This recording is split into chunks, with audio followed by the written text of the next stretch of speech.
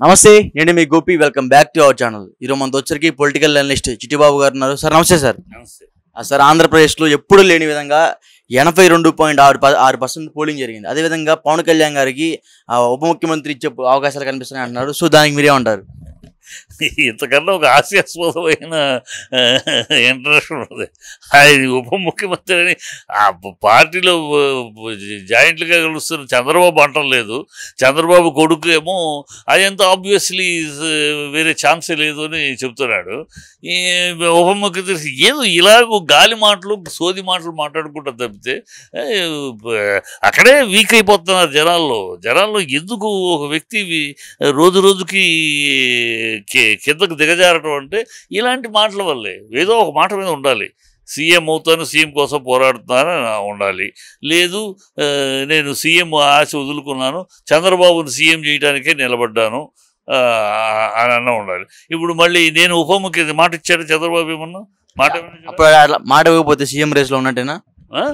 మాట ఇవ్వలేదుగా, మాట ఇవ్వకపోతే సీఎం రేస్లో ఉన్నట్టేనా? అసలు సీఎంలే మాట సీఎంకే డిప్యూటీ సీఎంకే గతి లేదు, ఇంకా సీఎం రేస్ అట్టబెట్టే డిప్యూటీ సీఎంకే గతి లేదు. అక్కడ డిప్యూటీ సీఎంకే అక్కడ యాక్సెప్టెన్స్ కానీ కనీసం ఆలోచించడానికి కూడా లేదు. తెలుగుదేశంలో అసలు తెలుగుదేశం ఈ కూటమి అధికారానికి వచ్చే అవకాశాలు లేవు అనుకో. ఒకవేళ పొరపాటును వచ్చినా చంద్రబాబు సీఎము, ఇంకా అవసరమైతే డిప్యూటీ సీఎము లోకేష్. పవన్ కళ్యాణ్ దాకా ఎక్కడ వస్తుందా సీను? చంద్రబాబు ఎక్కడ రాణిస్తాడు? బయట ఏమంటున్నారు, కొన్ని వార్తలు వస్తున్నాయి, 2.5 ఆయనకి 2.5 ఆయనకి పదే పంచుకుంటారు అంటున్నారు.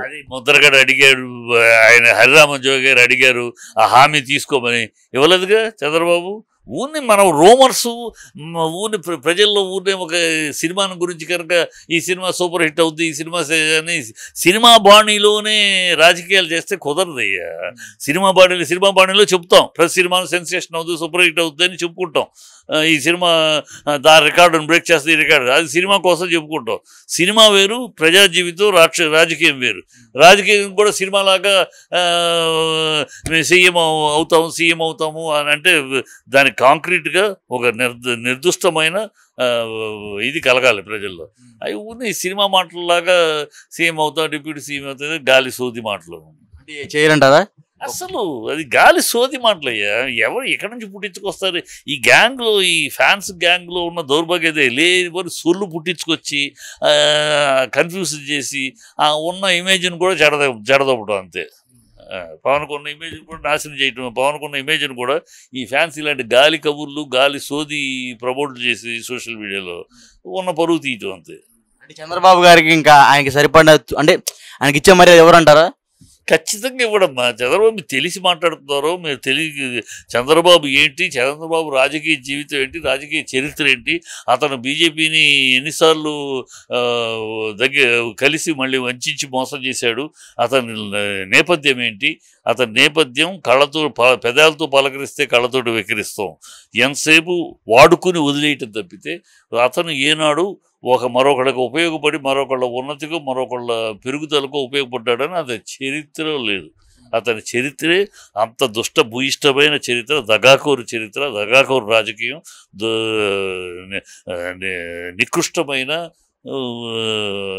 నికృష్ట రాజకీయం అయింది. ఇప్పుడు ఈసారి అయితే సమైక్యంగా పోరాడి కూటమిగా ఏర్పడి ప్రజల్లోకి వెళ్ళి ఓట్లేదు అడిగి పోలింగ్ కూడా అయిపోయింది. సో ఈ క్రమంలో జనాలందరూ ఏమంటున్నారంటే పవన్ కళ్యాణ్ గారి మద్దతు లేకపోతే ఈ కూటమి గెలవదు, సో ఖచ్చితంగా ఆయనకి వాల్యుబుల్ సీట్ ఇవ్వాలా, వాల్యుబుల్ పదవి ఇవ్వాలా అంటున్నారు. ఇవన్నీ సొల్లు కవర్లమ్మా. మీరు ఊరిని పుట్టించుకునే సొల్లు కవర్లు. అభిమానం ఉంటే అభిమానం పెట్టుకోండి. ఈ జనాల్ని కలుషితం చేయకండి.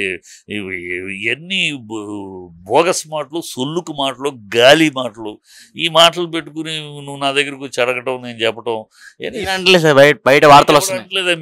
మీ చుట్టూ ఉండే సొల్లు కవులు మాట్లాడే వాళ్ళు చెప్తారు. బయట ఎవరు ప్రజానీకంలో ఎవరు లేవు ఇలాంటి మాటలు చూపించమంటారా సార్? చుట్టూ ఉన్న సొల్లు కబుర్లు ఉంటారు. ఫ్యాన్స్ అని ఆడు సినిమా ఫ్యాన్ ఫ్యాన్స్ అనే వాళ్ళంటే ఒక రోజుకి వన్ షో రెండో షో కూడా ఉండరు. ఈ బాపతులు వాళ్ళు అన్నీ వాగుతూ ఉంటారు. వాళ్ళకేం బాధ్యత, దాని మీద రెస్పాన్సిబిలిటీనా? ఆ మాట అన్నందుకు ఏమన్నా వాళ్ళు బాధ్యులు అవుతారా? ఏమి కాదు కదా, సరే ఏదో సోదు వాగుడు వాగుతుంది, అలా ఒక మాట వదిలేస్తే అది వెళ్తూ ఉంటుంది, వెళ్ళినందుకల్లా వెళ్ళదు, దౌర్భాగ్యం మాట్లాడుతుంది. ఏమీ అసలు ఆ సీనే లేదు. చంద్రబాబు ఆ సీన్ ఎక్కడా సిగ్నల్ ఇవ్వలేదు. వీళ్ళు ఎక్కడా ప్రయత్నం చేసినా లోకేష్ క్లియర్ కట్గా చెప్పేశాడు, obviously it is my father, మీరు మూసుకోండి అని ఓపెన్గా ప్రెస్లోనే టీవీల ముందు చెప్పారు. మళ్ళీ పవన్ కళ్యాణ్ గారు ఏమన్నారంటే, దింపుడు కళ్ళం ఆశయ్యా, మీ పవన్ కళ్యాణ్ బ్యాచ్ యొక్క దింపుడు కళ్ళం ఆశ. ఇవన్నీ దింపుడు కళ్ళ ఆశలన్నీ రాజకీయాల్లో కుదరదు. కాంక్రీట్గా ఒక పథకం, ఒక ప్రణాళిక ఏర్పరచుకుని ఉంటేనే అవుతుంది తప్పితే దింపుడు కళ్ళం ఆశలతో సాగదు. అవన్నీ అందులో చంద్రబాబుతో అసలు సాగదు. చంద్రబాబే సీఎం కాదు, తల బాధ కొట్టుకుంటున్నాడు, గుళ్ళు చుట్టూ తిరుగుతున్నాడు. ఈ సీఎం కాకపోతే ఇప్పుడు నా పరిస్థితి ఏంటి, మనవడితో ఆడుకుంటూ ఆరోగ్యం కాపాడుకుంటున్నాం, అలా కాలక్షేపం చేయటమేనా, లేకపోతే ఏంటి నా పరిస్థితి అని అతనే దిగాలుగా ఉన్నాడు. ఇంకా అతనికి ఏం లేకపోతే అయ్యకి లేకపోతే కొడుకు వచ్చేదో అన్నాడంట. అలా ఉంది. చంద్రబాబుకే గతి లేదు ఇప్పుడు, ఏం చేయాలి కదా. ఇంకా ఆయన ఈయనకి ఇచ్చేది ఏమిటి?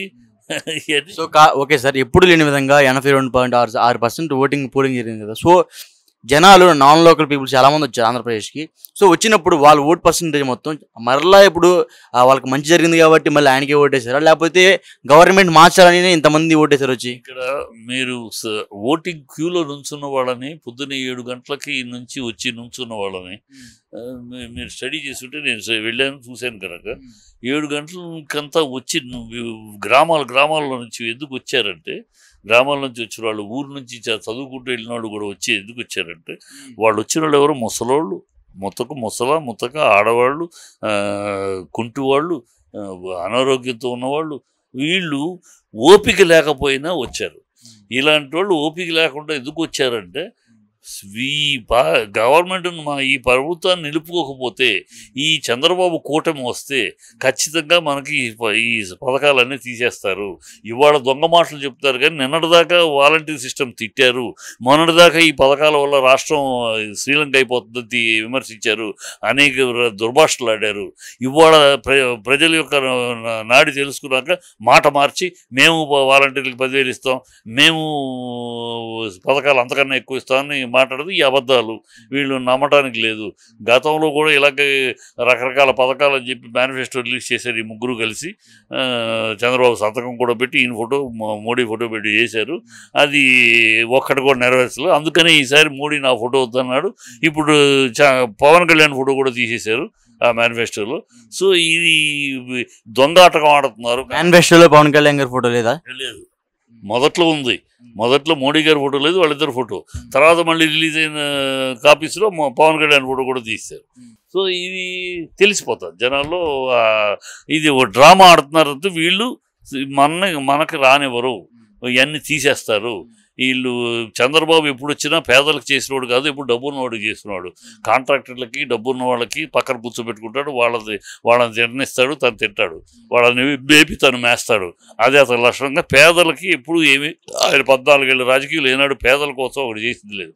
డ్రామా వాగ్దానాలు చేస్తూ ఉంటాడు, అది చేస్తాం ఇది చేస్తామని. విజన్ అంటాడు, నేను సంపద సృష్టిస్తానంటాడు. ఏం సంపద సృష్టిస్తే, మరి నువ్వు 5 ఏళ్ల కాలంలో సంపద సృష్టించిన వాడు అయితే 2,60,000 కోట్లు అప్పెందుకు పెట్టిళ్ళావు? ఏని గాలి కబుర్లు, ఏం సంపద సృష్టించాడు? సంపద సృష్టిస్తే అలా అప్పెందుకు చేయాల్సి వస్తుంది? ఇలాంటి గాలి మాటలు మాట్లాడటం అతను అలవాటు, అది ప్రజలు బాగా గుర్తించేశారు. అందువల్ల ఈ ఓటింగ్ పెరిగిన పేటమంతా కూడా ఎక్కడా మనం అజాగ్రత్త పడకూడదు. పొర్రపాటున కూటమి వస్తే మన బతుకులు గల్లంత అయిపోతాయి. కనుక ఎట్టి పరిస్థితుల్లో ఈ కూటమిని అడ్డుకోవాలి, కూటమిని రాకుండా చూసుకోవాలనే తాపత్రయంతో ఆ ముతక అనారోగ్యంతో ఉన్నవాళ్ళు, నడవలేని వాళ్ళు, ఇదివరకు ఏంటంటే వచ్చేవాళ్ళు కాదు, వాళ్ళు మన కొడుకో చూసుకొస్తే వచ్చేవారు, లేకపోతే ఏం చేస్తామని ఓపిక లేదని వేసేవాడు. ఇప్పుడు వాళ్ళు ఓపిక లేకపోయినా, మనవడో కొడుకులు కాకపోయినా వాళ్ళే కర్ర పుచ్చుకుని ఊతపుచ్చుకుని ఓపిక చేసుకుని వచ్చారు. ఎందుకంటే వాళ్ళు జీవితాల్లో ఆనందం చూశారు 2 సంవత్సరాలుగా. ఆ పేదల కళల్లో ఆనందాన్ని నేను వెళ్ళినప్పుడు నేను చూసి వాళ్ళలో తెల్లారు లెగిస్తే జనం నెల 1వ తారీఖు 2వ తారీఖు వచ్చేటప్పటికి దేవుళ్ళలాగా మాకు డబ్బులు వస్తున్నాయి, మా మందులకి నేను ఒకళ్ళు అడుక్కోవాల్సిన అవసరం లేదు, నా మందుల్ని మనవడా ఇవ్వనో కొడుక ఇవ్వనో కొడదా ఇవ్వనో అడుక్కోవాల్సిన కర్మ లేకుండా దేవుళ్ళలాగా మాకు ఇస్తున్నాడు, మా ఆరోగ్యాలు కానీ మా ఇంటికి వచ్చి తలుపు తట్టిస్తున్నారు. గతంలో అయితే వెళ్ళి ఆఫీస్ దగ్గర చేరి నుంచుని మర్నాడు రమ్మంటే వెళ్ళి ఓపిక లేక మానేసిన రోజులు ఉన్నాయి. అలా కాకుండా ఇప్పుడు మా ఇంటికి తెల్లారుజామున 1వ తారీఖు 2వ తారీఖు వస్తారు. ఈ భాగ్యం పోగొట్టుకోకూడదు మేము అనే తపనతోటి, ఆ భయాందోళనతో ఎట్టి పరిస్థితుల్లో ఒక్క ఓటు కూడా మీరు పోకూడదని వచ్చారు. అది ఖచ్చితంగా వైసీపీకి advantage. Okay sir, thank you sir.